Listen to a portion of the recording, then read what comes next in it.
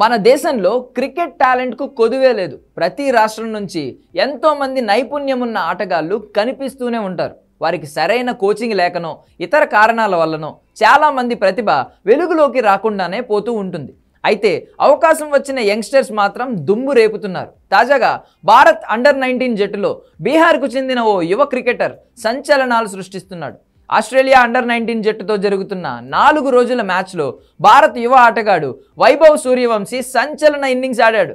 Aussies బౌలర్లకు చుక్కలు చూపిస్తూ మెరుపు శతకం బాదాడు. కేవలం 62 బంతుల్లో 14 ఫోర్లు 4 సిక్సర్లతో 104 పరుగులు చేశాడు. ఈ సెంచరీతో వైభవ్ సూర్యవంశీ చరిత్ర సృష్టించాడు. ప్రొఫెషనల్ క్రికెట్లో శతకం సాధించిన అతి పిన్న వయస్కుడిగా రికార్డు నెలకొల్పాడు. 13 ఏళ్ల 188 రోజుల వయసులో సూర్యవంశీ శతకం సాధించాడు. అంతకుముందు ఈ రికార్డు బంగ్లాదేశ్ కెప్టెన్ నజ్ముల్ హుస్సేన్ షాంటో పేరిట ఉండేది.